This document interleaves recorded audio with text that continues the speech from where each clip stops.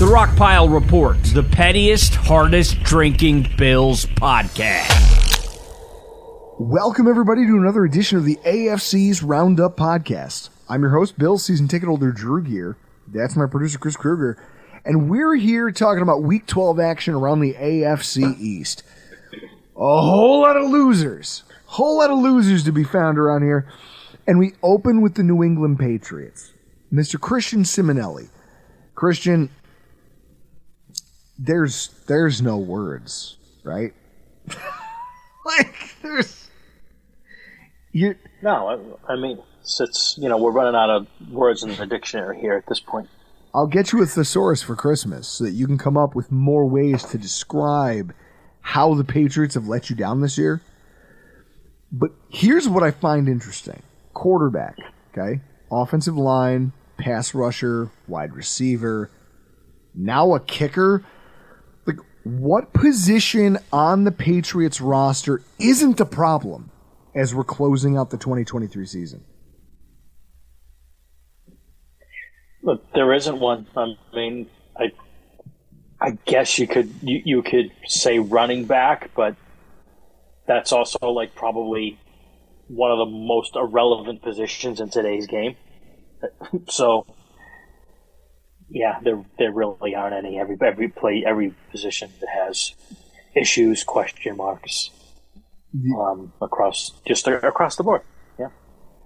After the release of Will Grier, now they've obviously re-signed him today. Mm-hmm. In fact, today they re-signed him to the roster. But the fact that you had quarterback Will Grier in the building, and then you released him, and then you brought him back for reasons unknown. Like, nobody knows why you're doing these things. Same thing with Malik Cunningham. You sign him to an extension, then you release him. You bring him back. It's like, why did you sign him to an extension then? What's happening here?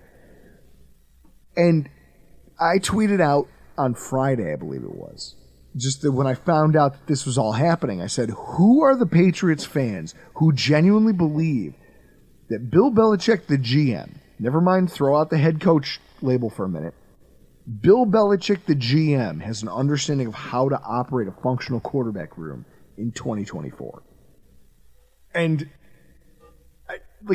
what's your stance on what you see the future of this thing being? I mean, this guy has gotten every crack at it. He's had draft capital involved. He's had the chance to go scour the waiver market and find guys, whether it be free agency, whether it be through waivers. This is what your quarterback room looks like, and this is how it operates. Do you trust him to manage this successfully? No, because he hasn't. He hasn't done it since Brady left. He didn't have a plan.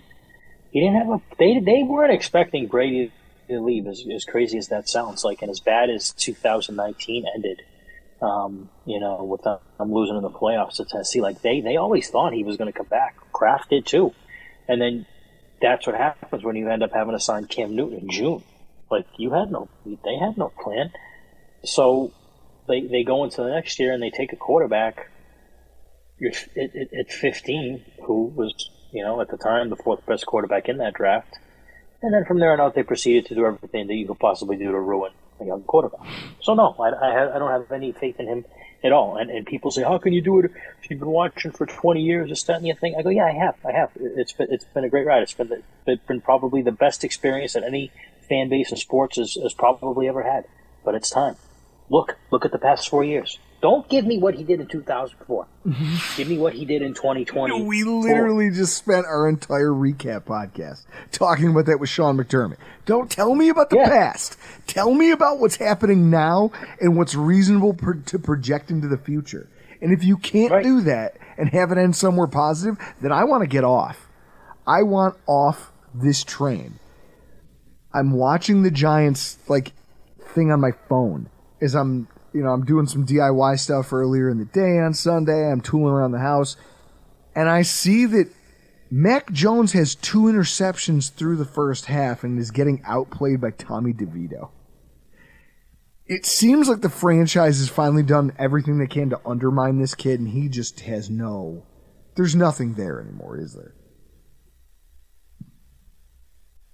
No, and it's to the point where people say he's broken. That he's got happy feet, that he feels the rush. He's he's not seeing the field, and he doesn't have a strong arm. So he's just a total mess right now. So this happens, and now we've gotten into the second straight week of them saying, we're not going to say who our quarterback is, except Mac Jones took no starters reps this week in practice. It's been Bailey Zappi and Malik Cunningham. Do you think that the Mac Jones era in New England has finally come to an end? Jeez, I've been saying that for a month. I hope it has. I mean, he's gone out and just continued to just be awful, and he's upping his himself every week. And the most, say what you want about the Giants, and Wake Martindale is a good defensive coordinator. You had a week. You had a bye week to quote, get yourself right, or maybe just to take an extended look at what you were doing and maybe modify the offense a little bit to your strengths. Apparently they did that, but it certainly didn't translate on the field. He was again thrown off his back foot, making poor reads, like I just said, and he doesn't have the arm to overcome that. Like he doesn't have. When he looks at a play, he still thinks in his head, and I believe this, even though 3 years he's in the league, that he's at Alabama. That I can fit it in that window, or my guy is gonna beat the other guy. Like those windows that you had that exist nowhere in the NFL now, and you do not have the luxury of, saying that you can fit it in here, or having a player bail you out. Like, just you don't even have to watch a game. Just look at the people on Twitter. Look at the guys, the ex-coaches, the ex-players that say this wide receiver core is just a mess. So, and I'm not giving him excuses. Like, again, they had the bye week, but just to goes to show you too, how bad Belichick, get back to them real quick, how bad they botched this season. They botched the quarterback position. I mean, Bailey Zappi, he had a chance to go toe-to-toe with Mac in the bye week. I mean, he couldn't even perform well in practice enough to get the start job. So then they put him in there. Yeah, he leads him on a touchdown drive. Great. He threw a pick. Surprise. Probably could have thrown 2 more. They're just awful. I mean, I said to you a while ago on this podcast that how could you possibly be this bad going all the way back to all the spring camps in May and training camps and practices that you had throughout the year? How could you possibly be this bad? I still don't understand. I don't necessarily see the team quitting, guys dogging it. There are guys showing up every week, but it's kind of only a handful of guys that look like they're playing really well, like Christian Barmore or Ramondre Stevenson, Dietrich Wise. It's far and few between. We're at that point now where guys are going to preserve their bodies, but also, are going to want to put up some decent tape at least for free agency to say, hey, I was on this team that was, 2-9, whatever they end up. I was playing hard. I look who was around me. Yeah. I think a lot of people are going to say, look who was around me. Look and that's it. Inside of me or whatever. You have all these guys who are going to start pointing at each other going, look at this. Look what I'm working with. You guys are now entering a week where mathematical playoff elimination is on the table. How is the fan base prepared for that emotionally? Are you guys ready? Is that a thing you've all embraced? The idea that we're not making the playoffs, but also we're here for the first time in decades. Yeah, it stings a little less because of last year. And I haven't heard anybody mention the word playoffs since August. Well, that's good.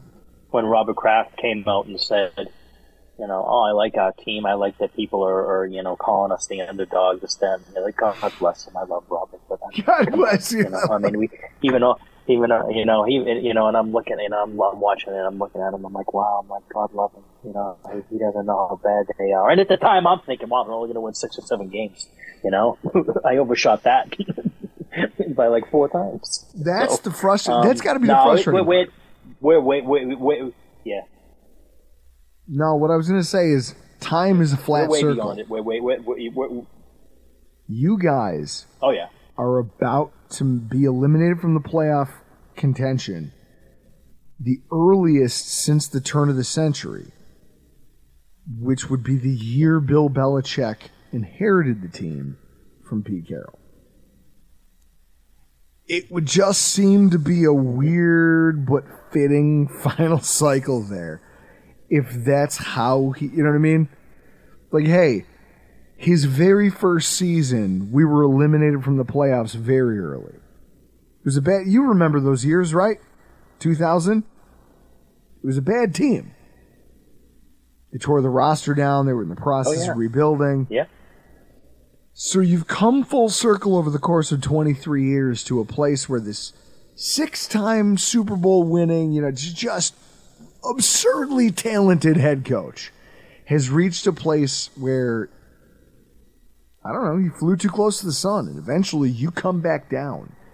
And now he's entering the season essentially where he started. It would seem fitting if they were to move on from Bill Belichick in this offseason, wouldn't it?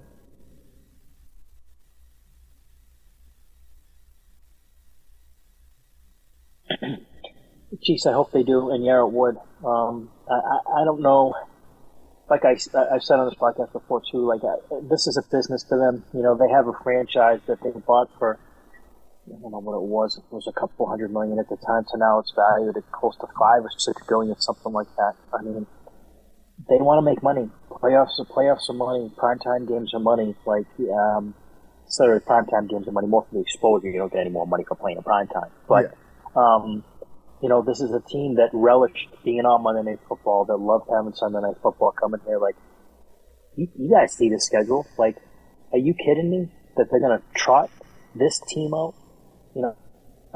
On Christmas Eve night and Monday night, because after LA, they got short week Thursday against the Steelers, national game. Following week, Monday night against the Chiefs, national game.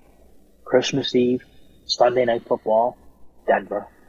It's like, you got to be kidding me. I think it's time, and I think they know that, and again, I think it'll be something that will be, unless Bill gets pissy. Unless Bill gets pissy and says, you better fire me, because he's got another job lined up, and it could get kind of tricky. I think it'll be a mutual parting of the ways. We've decided to part our ways, and Kraft will pay him, and that'll be whatever's left on his deal. I just cannot see the money get back. Bill, in my opinion, would have to agree to really let go and give up a tremendous amount of control. And what I mean by that is picking the players and also having somebody with input to play players. You can have the players, but if Bill's still here, is he? And I know you guys deal with this with James Cook in Buffalo. Guy fumbles a ball, goes into the witness protection program. Yeah. Happens. Put it back on the field. You don't want, so you're telling me we're going to get, Marvin Harrison Jr. or something, and he fumbles, or, or whatever, or maybe, doesn't, or dogs are on a route or something, and then he gets taken off the field? No, you need a coach that's going to have these guys play through it. Peyton Manning's rookie year threw 26 interceptions and had 18 touchdowns. Let him go out there and do it. The talent's there. This is it. And that's what I worry about Bill. He's going to play these stupid games like he played with the quarterback position. This isn't 1995 in Cleveland, Bill. No. This isn't these things don't work anymore. It's different. It's different now. The kids are different. Coming into the league, it's different now. The league is run different, and you've got much shorter leashes than you ever had before. So that's what I would worry about Bill being here. So that's why they got a clean house. And like I said, I love Gerard Mayo, but I don't want that thing around. I don't want that whole thing. I want a whole new thing I can complain about, if that makes any sense. No, I hear you. Now, as I let you go, my coworkers and I talked about I've got a couple Patriots fans, coworkers. We talked about a potential nightmare scenario for Buffalo Bills fans today, and I just want to get your quick thoughts about it. We'll do this lightning round style. Belichick fired by the Patriots. Sean McDermott fired by the Bills. Bill Belichick gets hired by the Buffalo Bills. Proceeds to lead them to a Super Bowl. The Buffalo Bills are now forced, outside of their brand new stadium, to build a statue of Bill Belichick. Bill Belichick is now on the Wall of Fame inside the new stadium for all of eternity. And Buffalo sports fans enter the most conflicted phase of our existence ever. How would you support it? Honestly, for the entertainment value, how could you not? It'd be like that episode of The Simpsons where Homer Simpson in one of the Halloween episodes sold his soul for donuts, and they put him in hell, and he was strapped to a chair, and it was just a conveyor belt of donuts, and he just kept saying more, more, more, more, more. Meanwhile, the devil gave him like 2,000 donuts, and he just kept sitting there going more, more, more. And the devil's like, I don't understand. I don't understand. You should be dead. You guys would tell your soul in a second. I would love it just for the entertainment value. It would be great. If it was the Jets, no. But you guys, I like you guys, so that'd be something. Well, we like you too, Christian. Where can people follow you on social media? You could follow me at Twix, Twitter X. Someone told me that's what it's called now, Twix. So I've been calling it Twix. It's a candy. I'm never going to call it that. on Twix. What's your handle there, Chris with the TIAN? At Chris with the TIAN. Yep. Give me a follow. I'll give you a follow back. And like I said, you can bathe in my misery. And so that brings us to the New York Jets. As we look at what was, I mean, you're the first. If you're the Jets, you're the first team to win or to lose on a Black Friday football game in NFL history. So, Scott Mason, at least you guys have that to put in your trophy case? Like, first? We did it, baby. We're here. Conor McGregor said we... Well, listen, the Jets can't stop making history. On Thanksgiving, they had the butt fumble. And then now it's the interception that, on a Hail Mary that went 99 yards. So... and that happened on Black Friday. So Thanksgiving, Black Friday. There you Does go. anybody is it weird that a player on the other team got a 98-inch TV because of that interception? No, more power to Javon Holland for that. The funny thing is, as soon as I saw Holland come down with that ball, I looked and I said, oh, he's going to score, because you saw who was in front of him.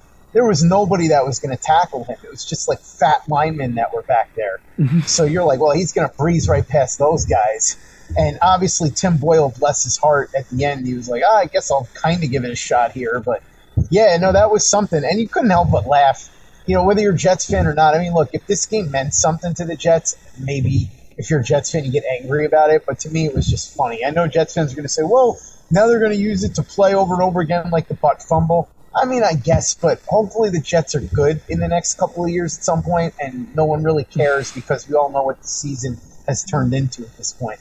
Well, and so that brings me to, as in the graphic, as you guys who are watching on YouTube can see right now, you had an interesting tweet today, or was it yesterday? Either way, about the staff of the New York Jets, the current sitting staff of the New York Jets, whose credibility has been, I think, dramatically undermined by this football season.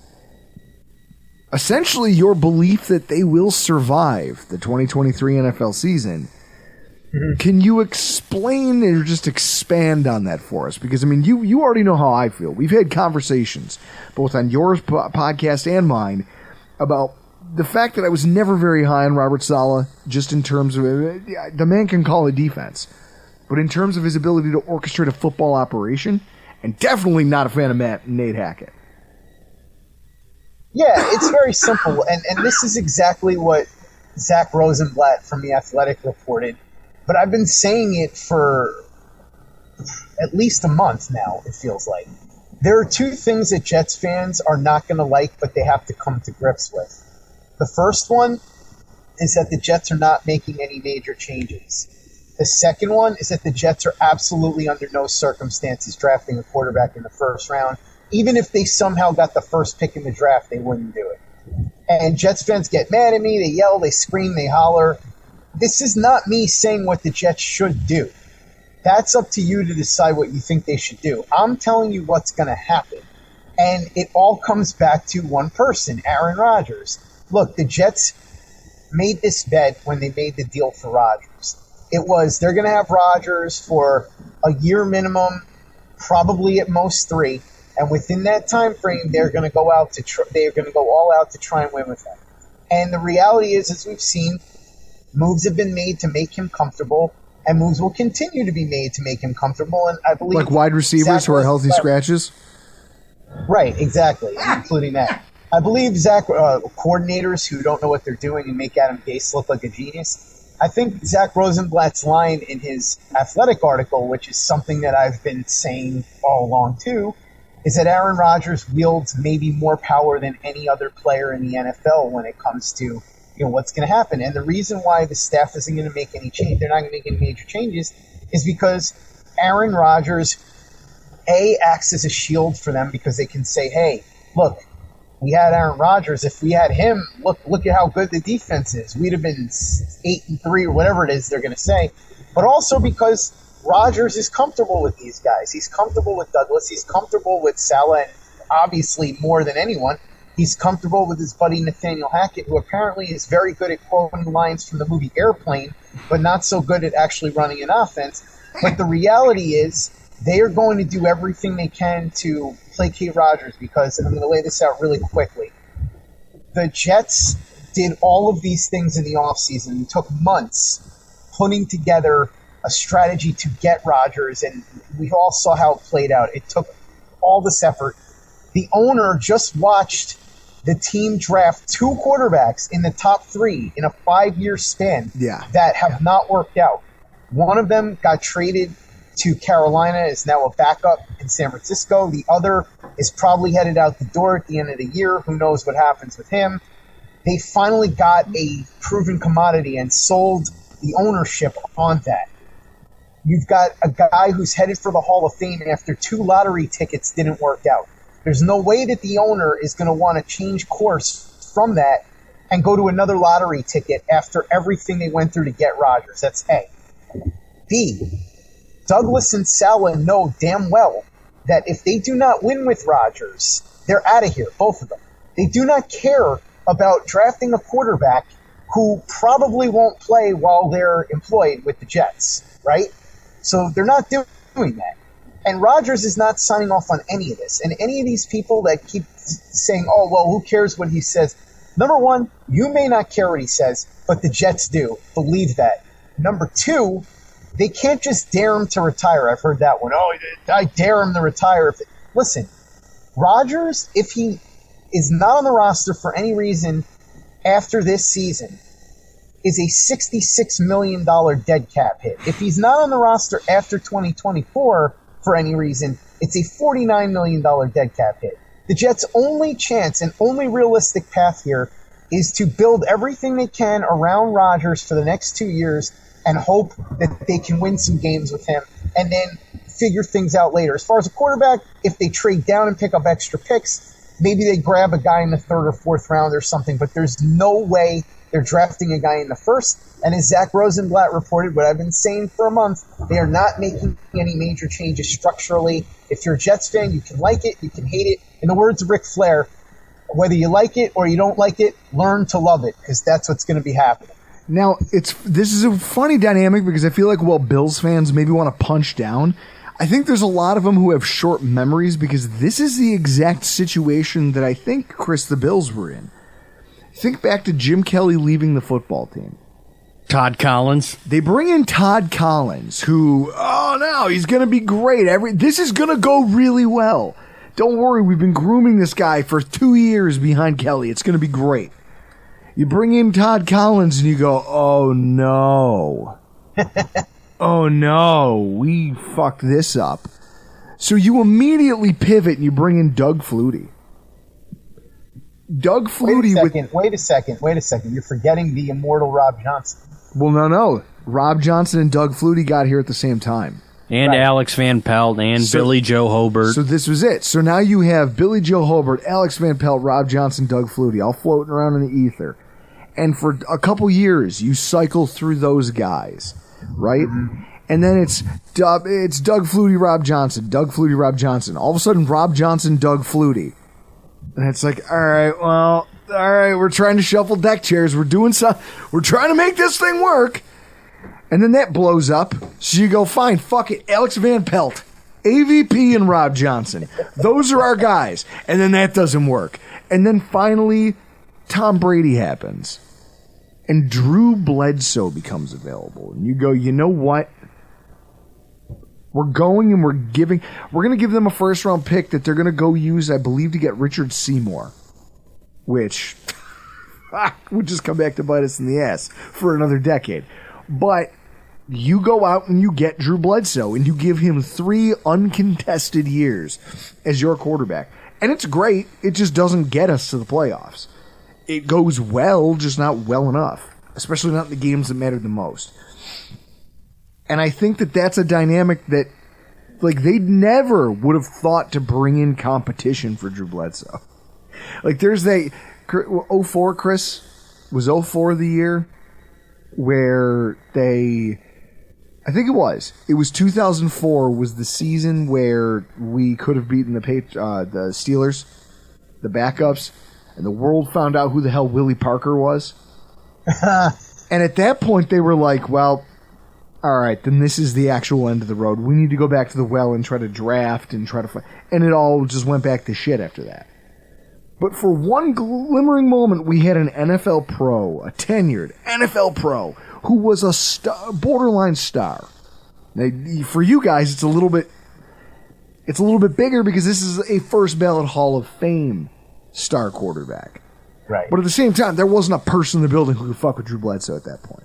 You went and got him. He was going to be your guy, regardless of what he did. Now, well, I don't know that he was good and healthy for us.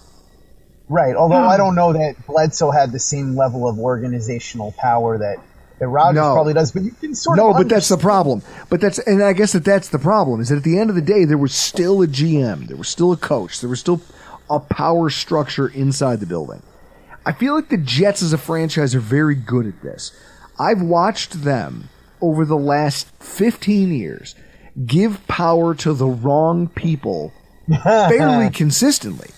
Yeah. You watch Idzik get the green light to tear some things apart when he had no credentials that said he could rebuild them. And so then the next guy inherits a mess. I think it was McCagnon after him. And McCagnon's drafting acumen was just awful. You want to hear the funniest part of the McCagnon thing, though? The funniest part is, supposedly, all he ever wanted to do, and all he ever did as GM half the time, was sit in a room watching tape on his computer. The funniest part of that is, if that's all he did, you'd be like, all right, well, if he had good draft classes, sure, he was a disaster of a GM in other ways, but dude, his draft classes were horrendous. Like, horrendous. So it's just, no, you're right, dude. They've been giving power to the wrong people. And think about how McCagnon got done in. That's the stickler. And this is where I look at this and I say the problem isn't with anybody who sits in those roles. It's not Joe Douglas. It's not Robert Saleh. The same way Mike McCagnon was not a good GM, right? But he was empowered to be this guy by someone. And then what happens is you hire Adam Gase, and Adam Gase gets into a power struggle with... Adam Gase was hired, I think, because McCagnon didn't believe that he had to worry about him as a threat. And instead he got backdoored for organizational authority by Adam Gase. And that ended up being his ending. And who is the person who gave Adam Gase that authority? You have an owner who, well, we've made a lot of fun of David Tepper. And, you know, he's taken his shots in the media this week. Woody Johnson doesn't put himself in front of a camera or a microphone very often. But I feel like he does a similarly poor job of him picking the people who are going to have the most influence inside his building.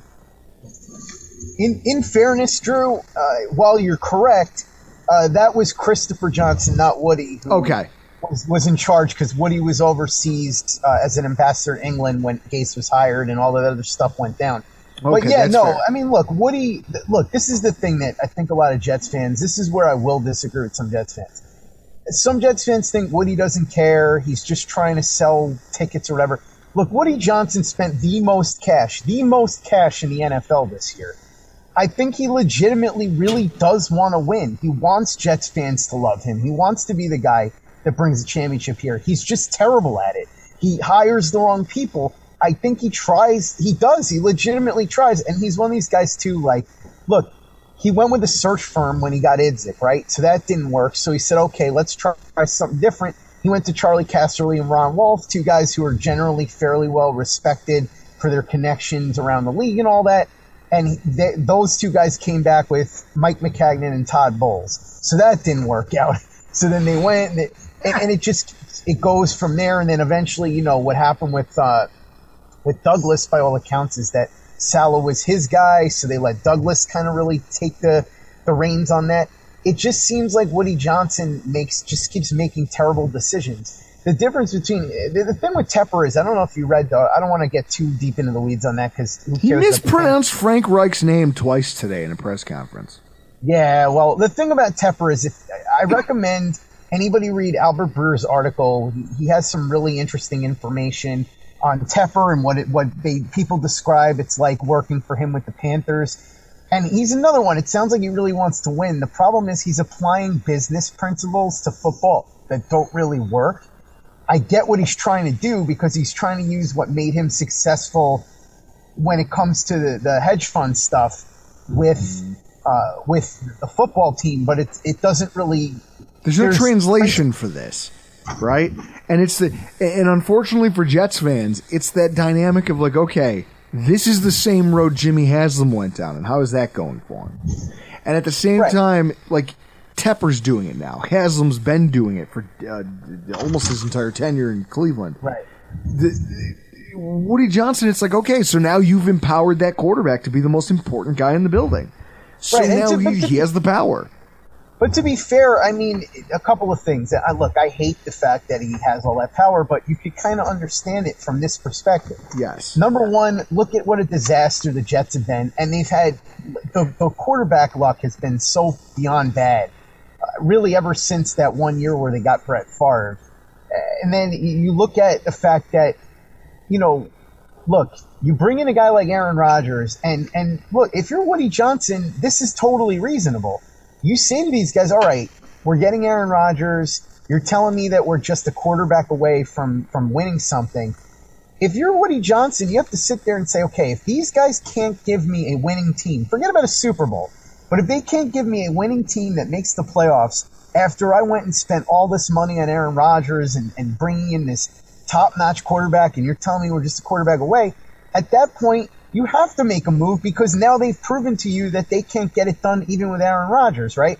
So then Joe Douglas and Robert Saleh know, and reasonably so, that all their eggs are in the Rodgers basket. They got to make it work with Rodgers or they're cooked, right?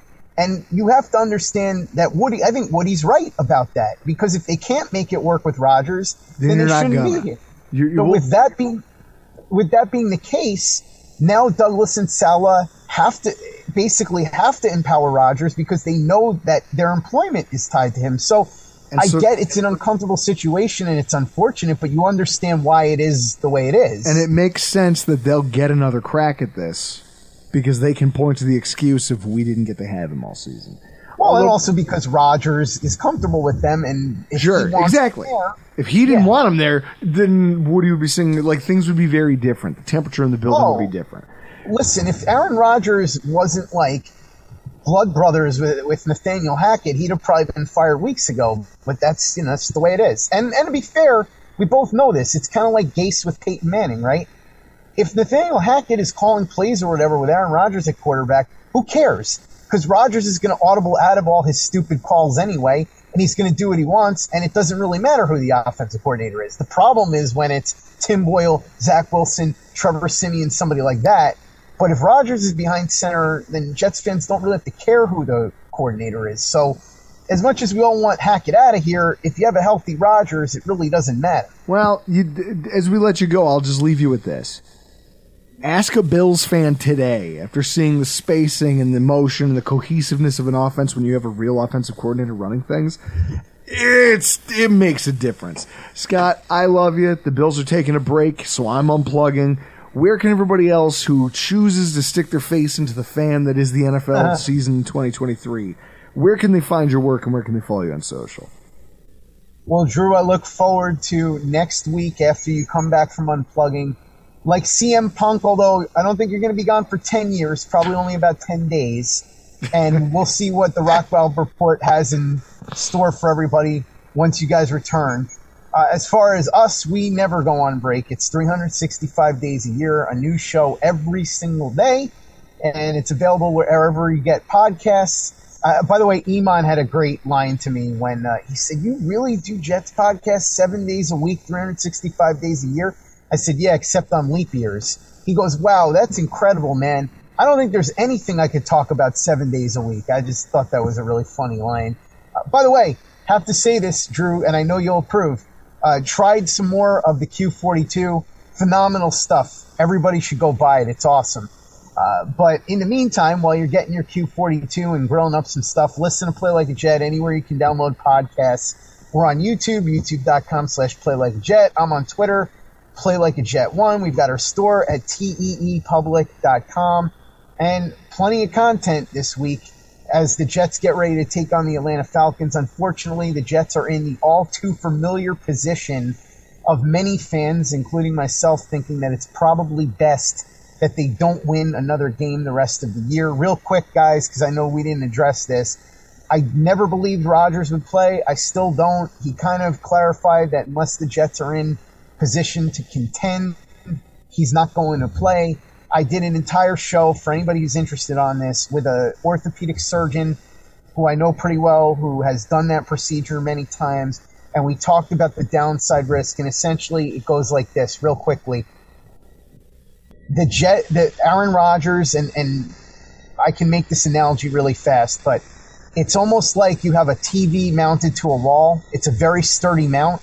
That's what that Arthrex Speed Bridge does. It's an internal shin, and an internal brace, an internal splint that supports the tendon, that holds it up. That's why you can see Rodgers walking around and doing all of that.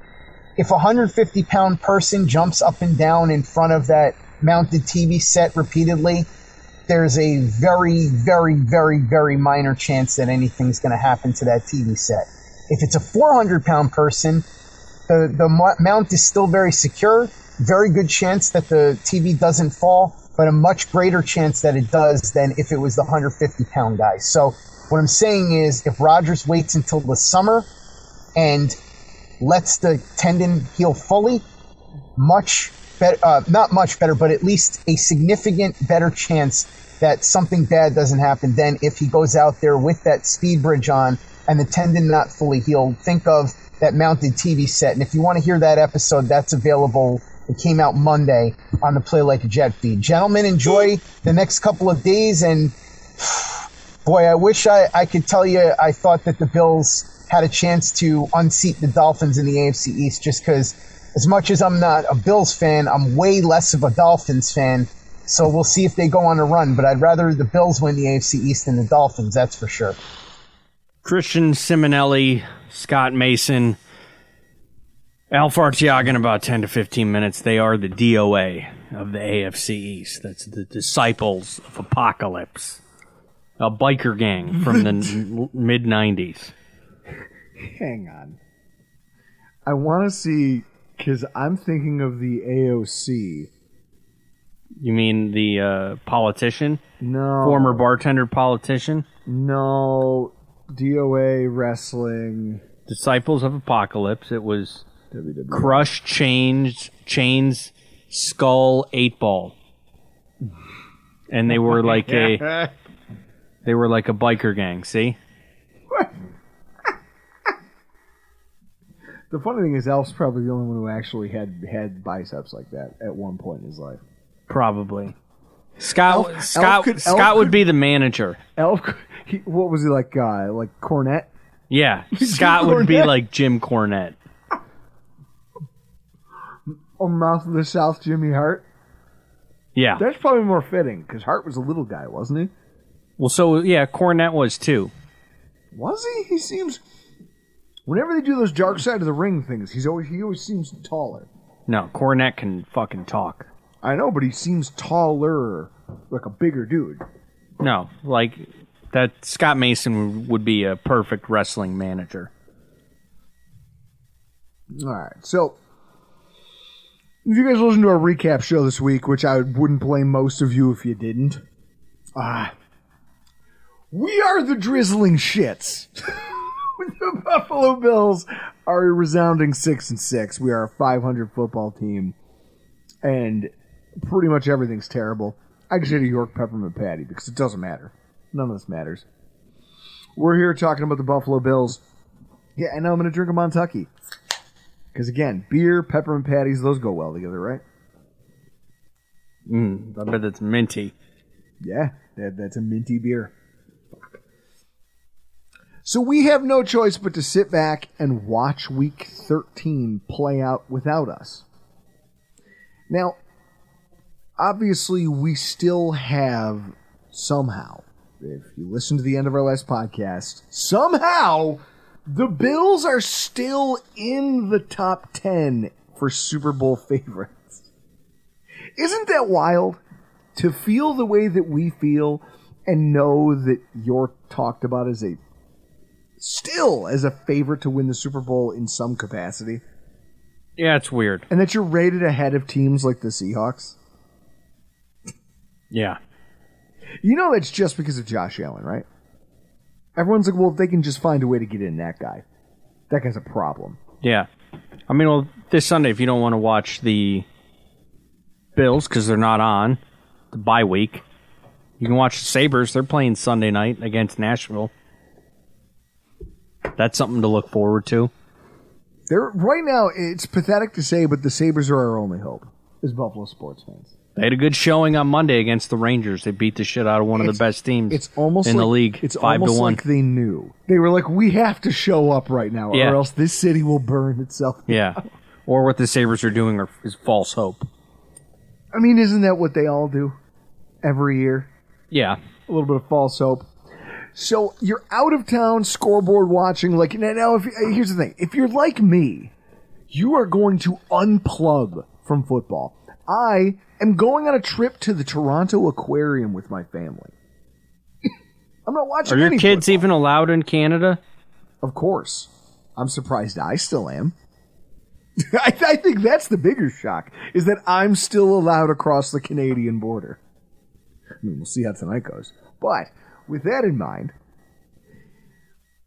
I will be unplugging from the Bills and football, NFL football in general, for the entirety of the weekend. I mean, I'm finished, Chris. I have nothing else. I missed the playoffs in my fantasy football league. Both of them. My team is on the verge of collapse. What's your motivation to watch NFL football this weekend? I don't, because I'll be at work all day Sunday, and then I'll get home, and I'm going to put on the Sabres game.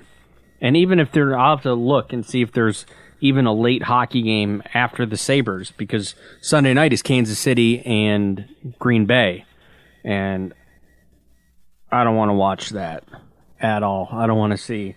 I'm pretty much checked out of the Bills season altogether after what happened on Sunday. Like, I'm ready for the draft. Well, do you want to do a mock draft? Oh my God! Should we start looking at mocks? You know what I'm going to do? Is I'm going to write a Bills version of the Adam Sandler song from The Wedding Singer. Just, please kill me. Like, that's it. That's what I'm going to do with my free weekend when I'm not watching football. For those of you that are, here's who you should be rooting for, because as of today, the Buffalo Bills have a 14% chance to make the playoffs, according to the NewYorkTimes.com interactive playoff percentage calculator. Let me run this down right quick before you. For those, because this is mostly local podcasts. If you live in Buffalo or New York, you're mostly listening to us right now. Locally, Sunday, 1 o'clock, CBS, you have Denver and Houston are on. The Fox early game is Miami and Washington. And then the late game, we all get San Francisco and Philadelphia. All right.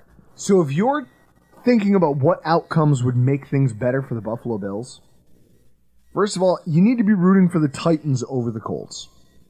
Now, the Colts just lost their best running back. I don't give a fuck what you think about Zach Moss.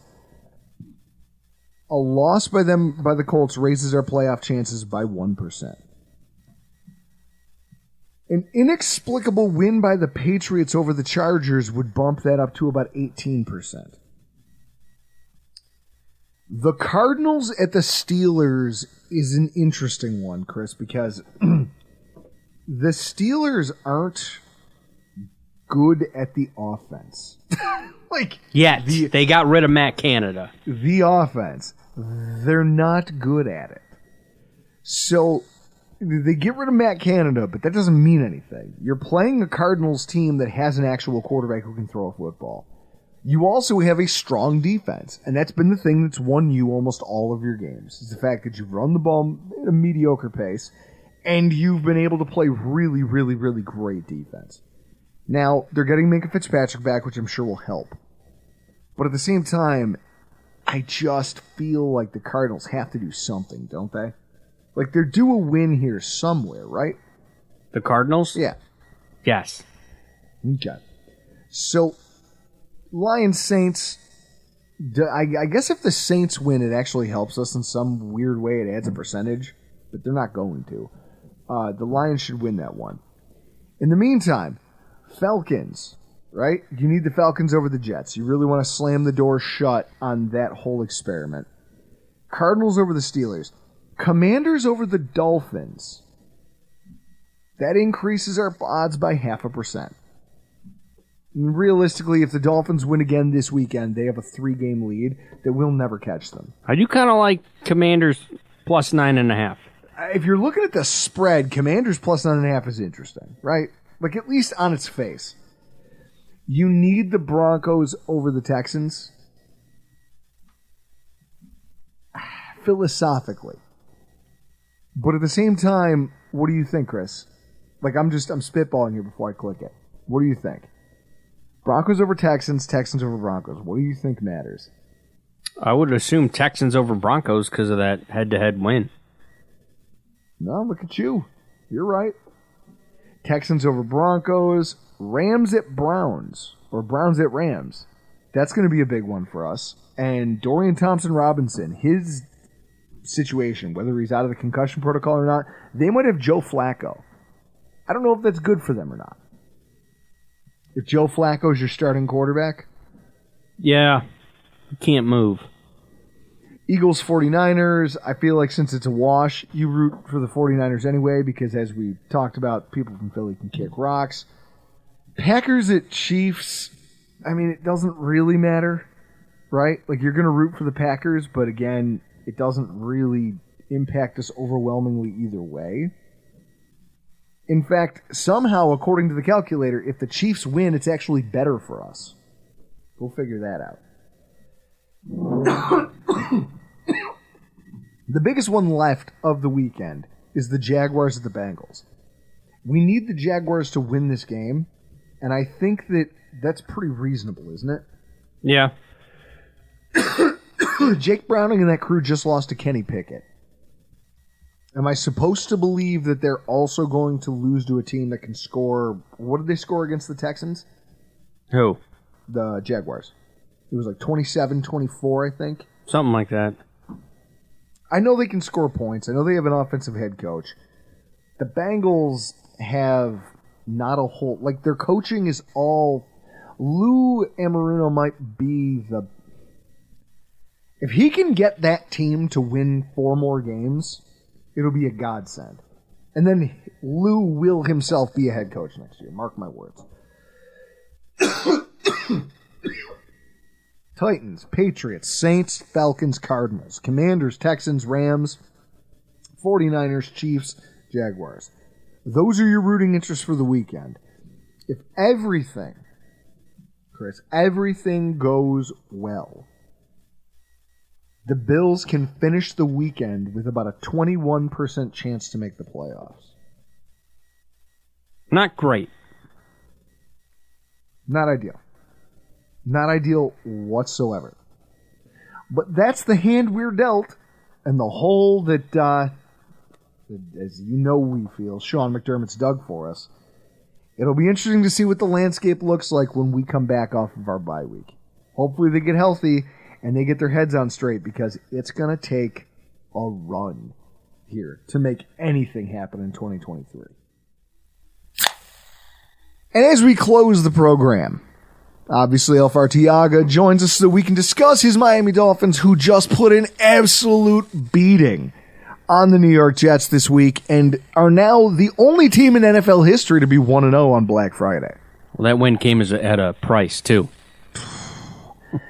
Alf, first, let's start here. This is the first time since the 90s, I believe, the 90s, that the Miami Dolphins have had a clear 2-game lead for the division. I'm thinking like 92, 94. Can you think back? When is the last time you guys had a very clear, like, substantial lead in the AFC East? I don't remember, but I don't think it's 2, by the way. It's 2.5, and it's going to be 3 on Sunday. So, I don't remember. I don't remember when was the last time. What was it? Like in 2008, they won the division, but, you know, that came down to the last 2 weeks. Yep. I'm then thinking... I went back and looked. So 2000... Yeah, they clinched the playoffs, and I remember it's the coldest game in Dolphin history that they won. It was in Kansas City. Yep. They clinched the playoffs, but they needed to win the following week to clinch the division. And I remember New England could have made the playoffs as the division winner, and we would have been a wild card had we lost to the Jets on that last Sunday. But we beat the Jets, we won the division, and eliminated the Patriots. So then you go back to like 90, like I said, then you go back to 2000. I think Wanstead was coaching for you guys. And you guys won, but it was tight with New England again. It was another one of those years, or no, not New England. New England, that was one of their down years. Who was that? Who was it in 2000 there, Chris? I'm trying to think. I don't remember. The Jets were okay, I think, in those days. I think they were coming off of their little run. 2001, I think it was New England. Yeah. 2000 was the Dolphins. Okay. 11-5 over the Colts at 10-6. Okay, so that was it. It was the Colts. So this is how far back this goes. There was 5 teams still in the AFC East, and you won the division by a single game. So if you go back even farther, it was you guys neck and neck with Buffalo, 92, 94. You guys win the division, but it's not like you guys had leads. And so it's just always interesting to me. Like, I think this might be the first time in our lifetimes that the Dolphins have had this big of a lead in the division. I wouldn't go that far because 1984, 1985. Well, I was going to say, you're old as shit, so. I think, weren't you alive in 1984, 1985? No, I was born in 85, baby. Oh, wow. Okay. 91, I think it was close between Buffalo and Miami. So, yeah, 1984, 1985, they were blowouts. I think Miami won those divisions by 5, 6, 7 games, something like that. So yeah. Yeah, I'm pretty sure. Rarefied air here for the Miami Dolphins in 2023. You're heading towards what feels like the inevitable clinching of a playoff spot here. And you're doing so with new injuries, turnovers still kind of leaving some room for doubt despite this easy schedule. What's the temperature of the room right now as far as how you feel? I mean, obviously, it almost feels inevitable that you will clinch and probably clinch the division here shortly. Like, but with all these other problems, like, what's the upshot beyond that in your mind? Well, the Dolphins are the first team with a magic number. Magic number's 4. So any combination of Dolphin wins and Buffalo losses that equal 4, and they win the division. So, yeah, you're right. They should be clinching this soon. They're not without their issues. As one thing comes online, which is the offensive line is getting a little healthier and playing better because they're finding guys off their bench that are actually pretty good. Keon Smith comes to mind. Kendall Lamb has been good all year. And they're running the ball really, really, really well. They are turning it over. And they did take the Jalen Phillips injury, which they have a short and quick fix for. in the near future. But, none of these guys are Jalen Phillips. But you're going to have to replace him with, oddly enough, a guy that you paid $19 million a year to and who's been on the bench all year. So I guess those Dolphin fans that wanted to trade Emmanuel Ogbah at the deadline just to say that they traded something, I guess now they'll appreciate holding on to that guy because he steps in and Andrew Van Ginkel goes back to his role on the edge, and they picked up Jason Pierre-Paul to pick up the 10 snaps or so that'll be left on the table. It's to your point, and I think that this is something that the Bills found out when it came to losing our players. When DaQuan Jones went down, and everyone said, "Well, it's okay because we're deep at defensive tackle." It's like, yeah, but that guy was having a special season. He's a special talent. You don't just replace that. Now, obviously, we tried with our own people, and then eventually went out and got Linval Joseph, and he's made things better. He's done a much better job than anybody who was on the roster doing it. But at the same time, it's still not the job DaQuan Jones was doing. And you can see the ripple effect of that affecting the rest of the team's production.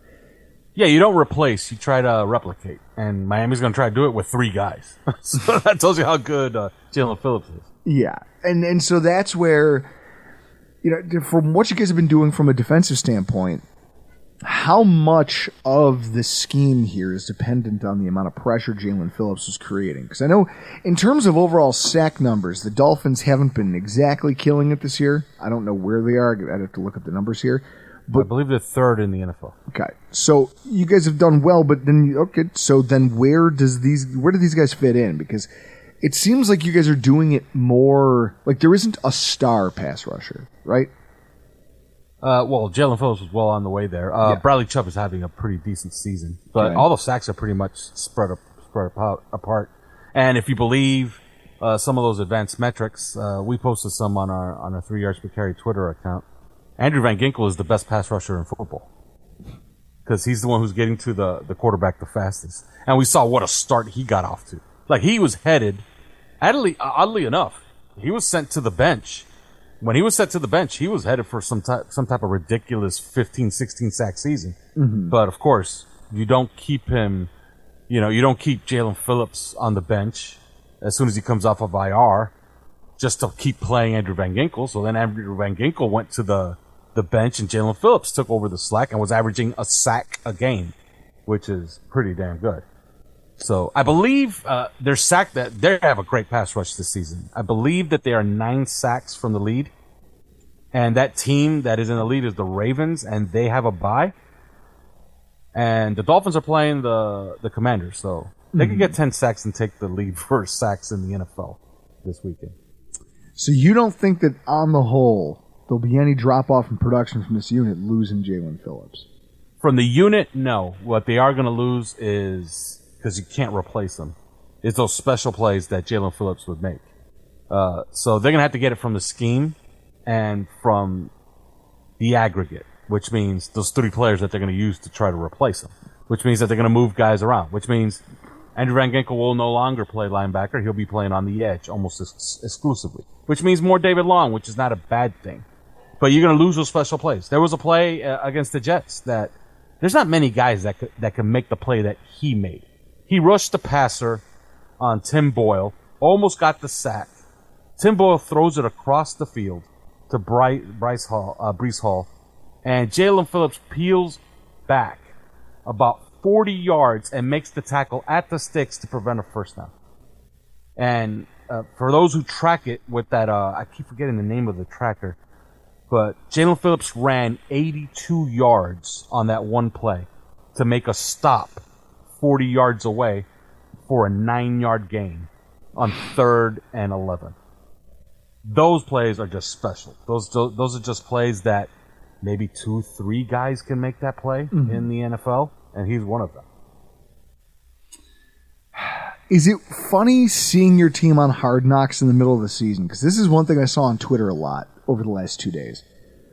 Fans kind of talking about the gut-wrenching nature of seeing that Jalen Phillips injury kind of play out in front of them and the actual behind-the-scenes player reaction. I mean, this is what's interesting.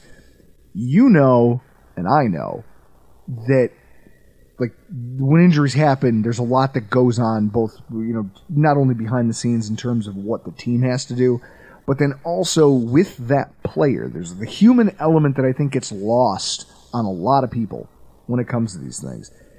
And so to have something like this put in front of everyone's eyeballs and have them forced to see it and kind of come to terms with it. Like, that's something we've talked to, Tyler Dunn, we talk with him about it all the time, humanizing the game of football. Do you feel it resonating with the rest of your fan base?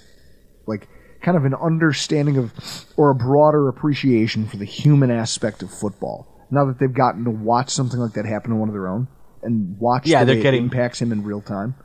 Yeah, they're getting a new appreciation for their coach. That's for one thing, because he's the obvious star of Hard Knocks. But they saw everything that went into Jalen Phillips's big year this year.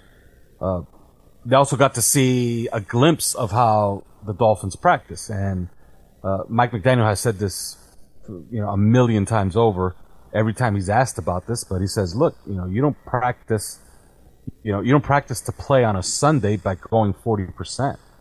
So they tend to go 100% Wednesday, Thursday, Friday, getting ready for games. So they go full speed, and you got to see some of those practices how they were just trying to grab reps. And we didn't have a guard for one play, and you saw how Zach Sealer ran in to play guard on one play just to make sure that the defense could get a rep on a simulated pass rush. So he's a guy who was working extremely hard. All you gotta do is just look at him. Like, those are not normal human beings. 6'5", 275-pound guys that look like that and run like that are, it's not a normal thing. Mm-hmm. So it's just a shame because he was having that monster year, and it's also the setup of the entire Hard Knocks episode. Because while Mike McDaniel is obviously the star, and I guess nobody knew what a potty mouth Mike McDaniel was until they saw him on Hard Knocks, but they also saw the human side of it, which is, the whole lead up of the whole show was Mike McDaniel telling Jalen Phillips, this is a nationally televised game. This is your breakout game. After this game, everybody's going to know your name. And then sure enough, he's having an absolute insane game. And there he goes. He tears his Achilles late in the game on a pass rush. So, and you just see the realization on Jalen Phillips' face as everybody's saying, what's wrong? And he's like, I just blew this thing out. Like, this thing just blew. And then the realization on his face, like, okay, now I know what this means. And then, of course, he starts crying about it. Mm-hmm. And Mike McDaniel comes up to him, and you get to see the human side of all of that, which is, this sport wasn't really designed for the human body to play. It just wasn't. No. And that's why the guys who play it are so extraordinary. Mm-hmm. It is crazy when you think about the amount of attrition in the human body this game brings about, and how, for all of us who criticize, it is funny. I understand why athletes don't give a damn what I think, because they're like, yeah, okay, asshole, come put a helmet on and go out there and try to tackle Derrick Henry one time. It's like, no, I did that. I ran my mouth at a college party and got railroaded by a D1 third string linebacker, and I thought I died. You talk about seeing your entire life flash before your eyes. I saw all of the hubris. I saw everything. And that was a collegiate player who's never sniffed the NFL.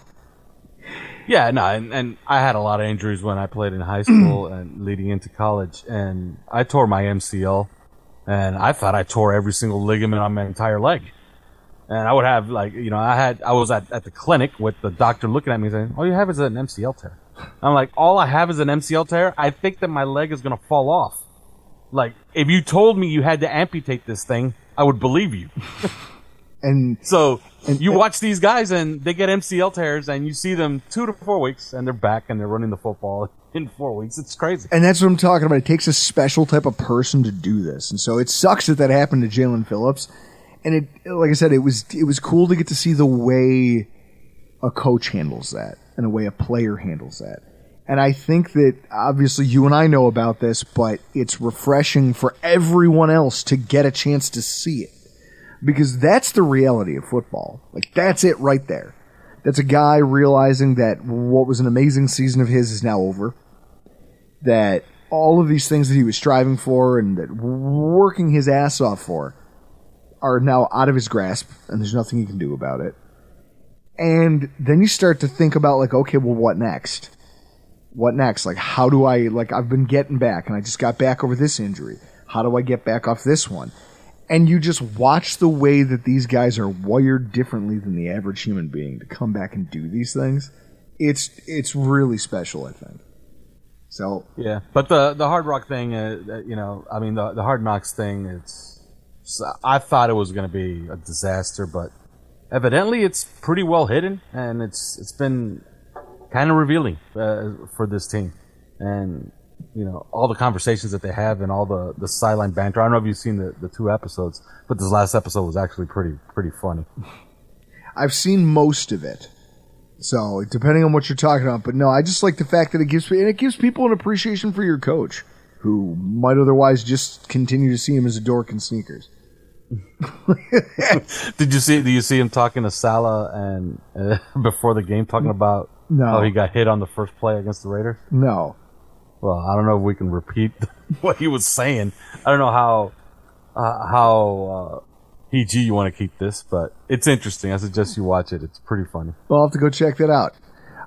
Hopefully this week, again, we don't want you running away with this thing. So. Oh, we will. We wish you the best of luck, but not too much luck. All right there, sir. Now, where can everybody find you on social media? Where can they find your content?